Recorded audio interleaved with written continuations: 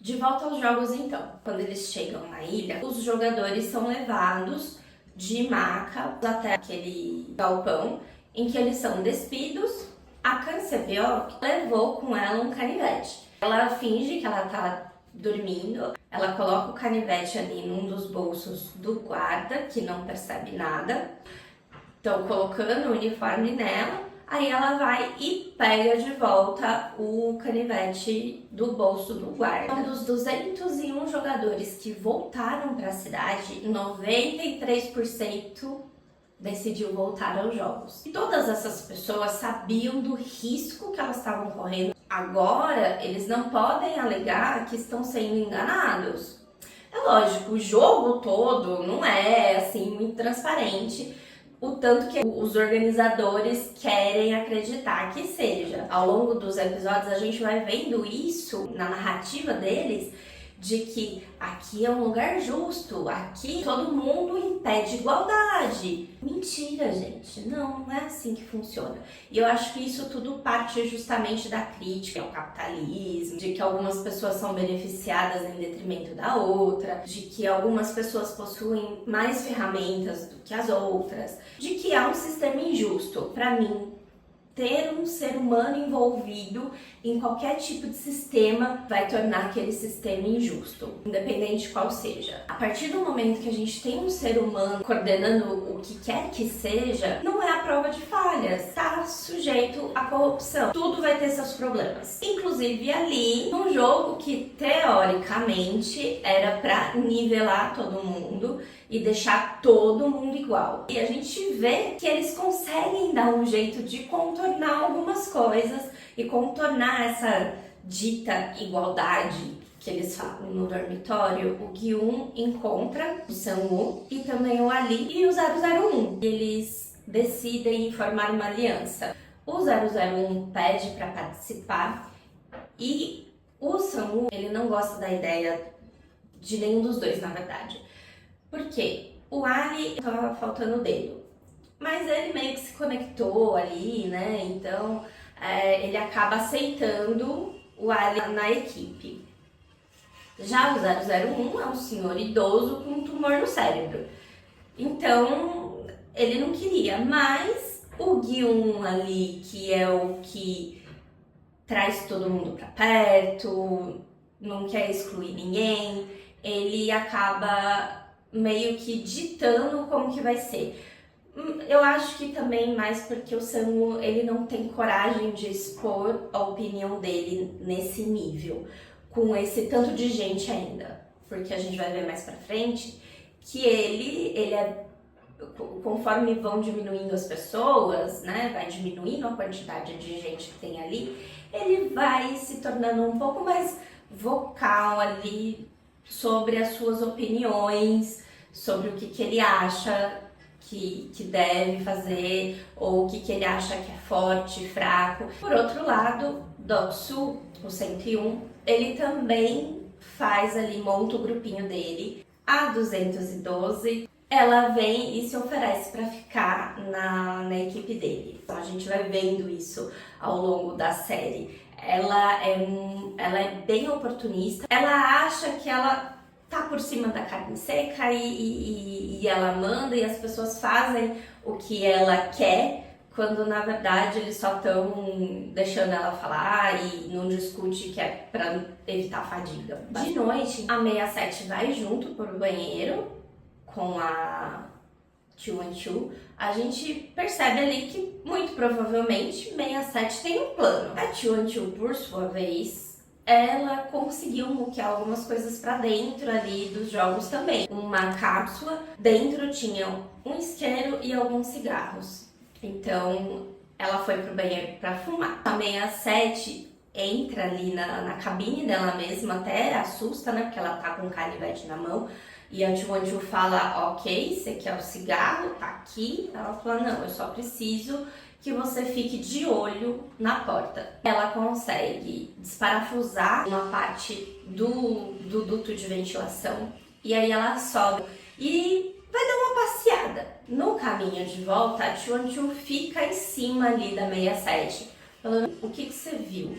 E ela, amanhã eu te conto. Só que quem tava ali bem ligado no rolê. O 218, ele ouviu as duas passando e se ligou na conversa. No dia seguinte, rola ali o café da manhã, a gente vê o Guion em mais uma sem noçãozice dele, por assim dizer. Eles vão receber o café da manhã, um pão, um leite puro. E o Guion, escuta, você não tem achocolatado? Onde que ele acha que ele tá, gente?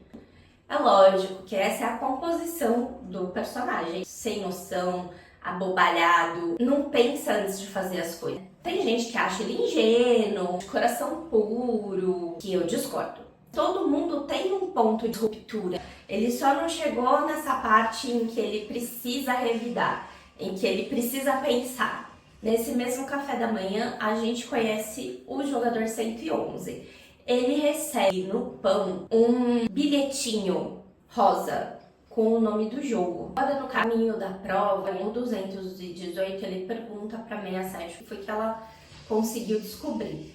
E ela não quer falar pra ele, porque realmente ela não tem obrigação nenhuma de falar nada pra ele. Mas ele ficou insistindo, com isso ela resolve abrir pra ele que ela só viu uma galera derretendo açúcar. E detalhe, ela conta pra ele, mas ele não fala pra ninguém o que tá acontecendo ali. E a hora que eles chegam no parquinho, tinha ali 4 portas, cada porta com uma figura. Nessa hora, 218 se ligou sim qual era o jogo. Tanto que o Guion fala, vamos jogar em equipe? Ele mesmo fala, é melhor não. É melhor cada um escolher a sua figura e dispersar. As chances vão ser maiores. Mentira! Ele tava querendo eliminar talvez a concorrência. A hora que eles decidem qual a figura que eles vão pegar, o 218 logo pega o triângulo, que é o mais fácil.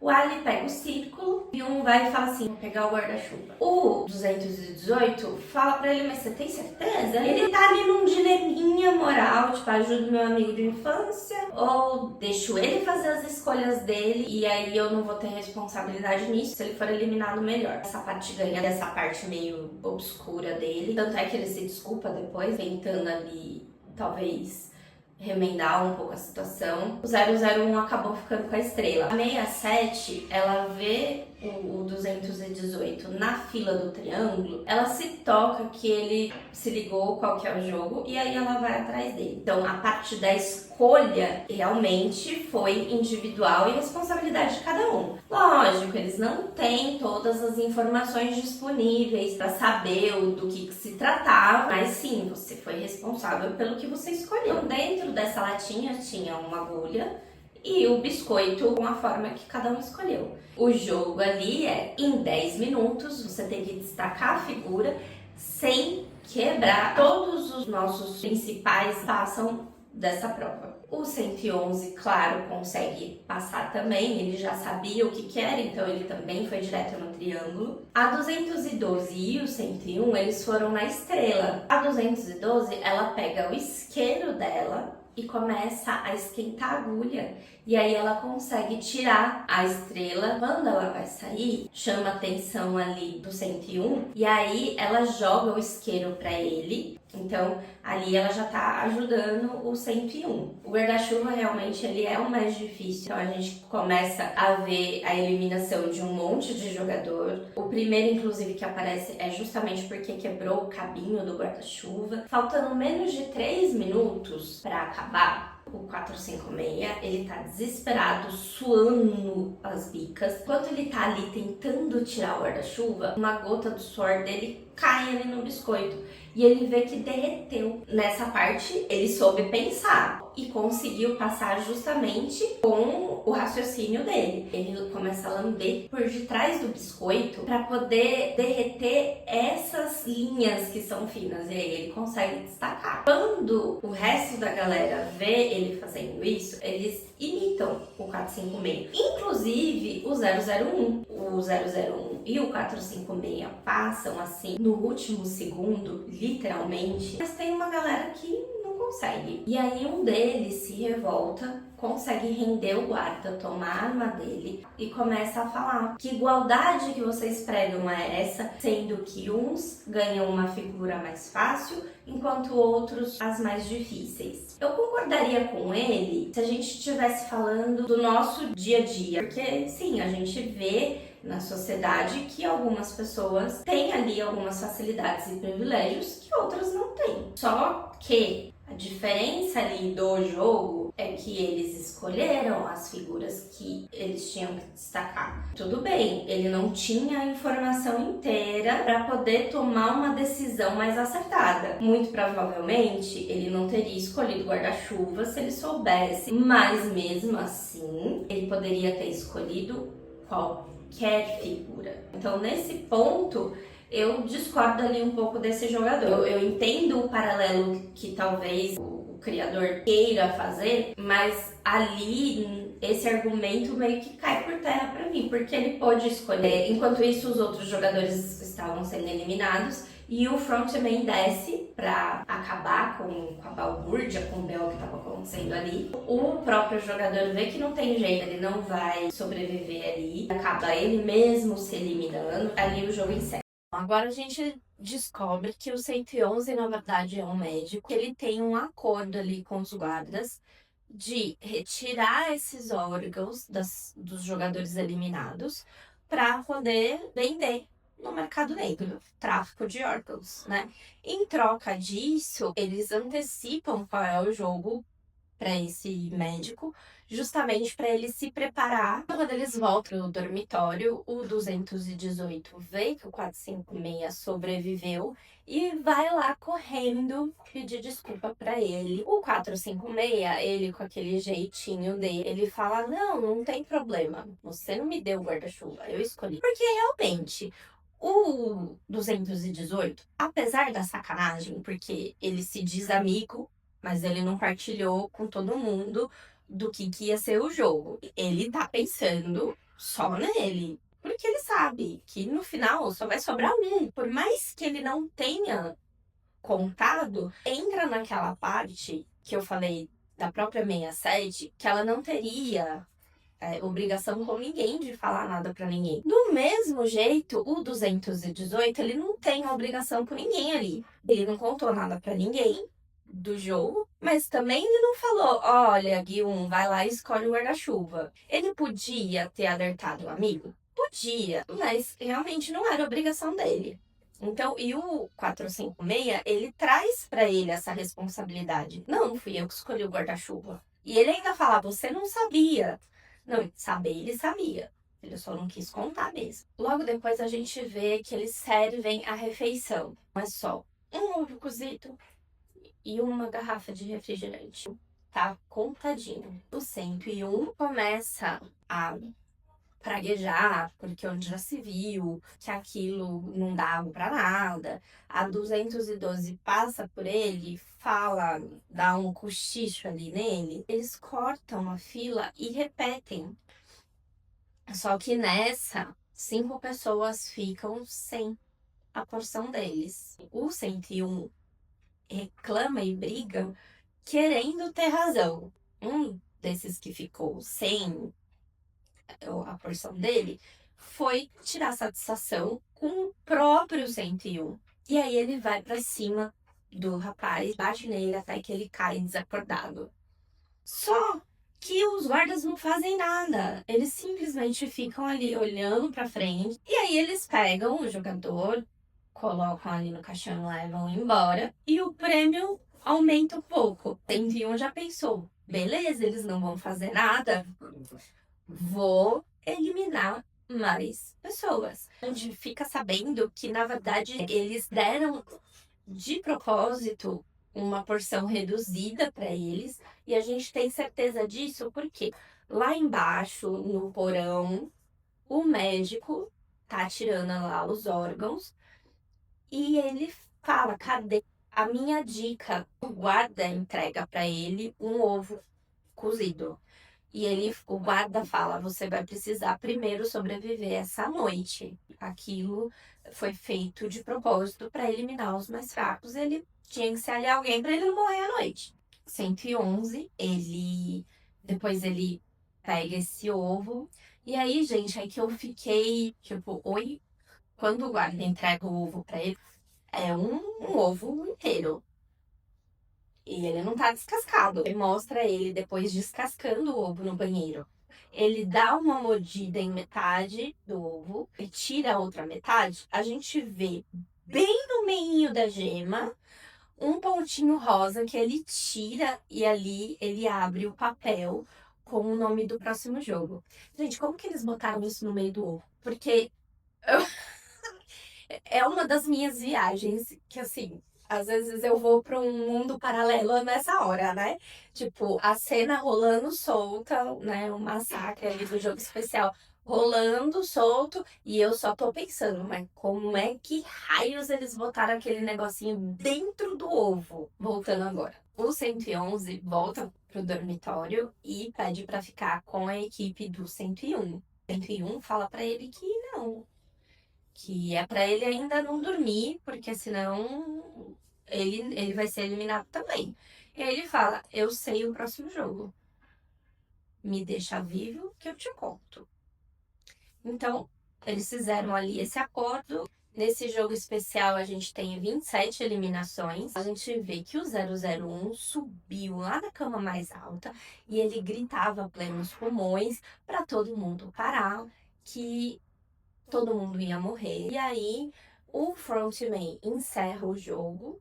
E aí os guardas entram ali no dormitório, já para dispersar todo mundo. Nessa parte, a minha desconfiança do 001 já foi lá nas alturas. Muito estranho ele ter subido ali, pedido para acabar, e aí o frontman falou: não, agora a gente acaba. Membros da equipe do 456, eles estão conversando e resolvem abrir o nome de cada um.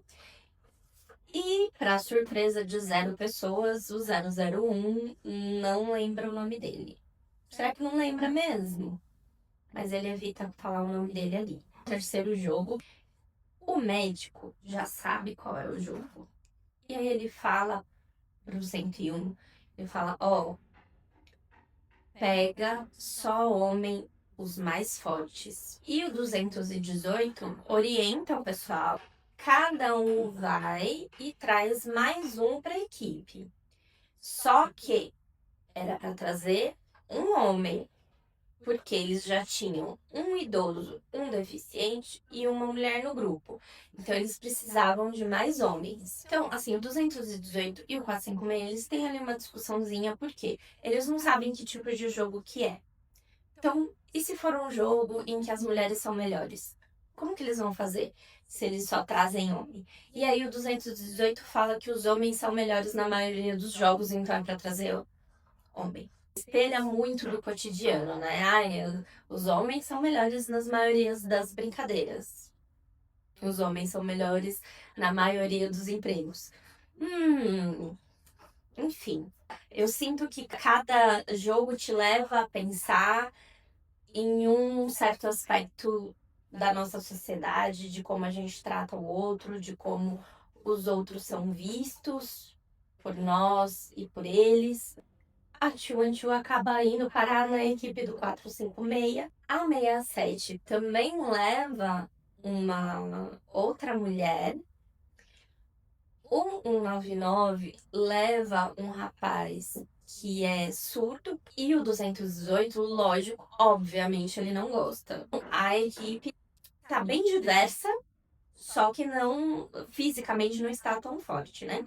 E aí eles veem o quanto isso vai fazer falta para eles quando eles mostram que o jogo é o cabo de guerra nas alturas. A primeira equipe é a equipe do 101. E lógico, né, como a equipe dele só tem homem e os mais fortes, a equipe dele acaba vencendo. A segunda leva a equipe do 456. E aí ferrou, né? Porque a outra equipe só tem homem. E aí o 001 começa a falar que quando ele jogava na infância dele, quase nunca perdia. O 001 apresenta ali a estratégia dele. Deu certo mais ou menos. A outra equipe se recompôs muito rápido. Eles começaram a puxar a equipe do 456 e eles estavam para cair. O 218 tem ali uma ideia brilhante. Eles conseguiram ganhar com a estratégia do 218. Como o 111 já tinha participado, ele foi lá pro porão. Ele fala: eu quero saber primeiro qual é o próximo jogo. E aí o guarda fala: não sei. Então não trabalha. E aí tem ali uma briga entre os dois. O 111 acaba eliminando um dos guardas e saindo correndo e consegue chegar ali no parquinho onde foi a prova da Dalgona. E o guarda vai atrás dele, tenta argumentar com o 111, que ele vai tentar descobrir qual que é o jogo. O frontman chega ali bem na hora e ele fala pro guarda que não interessava para ele o que ele fazia com os corpos. Só que quando ele dava as informações dos jogos pro 111, ele estava ferindo o princípio da igualdade no jogo. E isso o frontman não podia tolerar de forma alguma. E tudo bem você traficar órgãos, não tem problema. Desde que você não atrapalhe o princípio da igualdade. Porque ele ainda acha que tem ali que todo mundo é igual, mas tudo bem. Ele mata o guarda e o restante ali dos guardas eliminam o 111 também.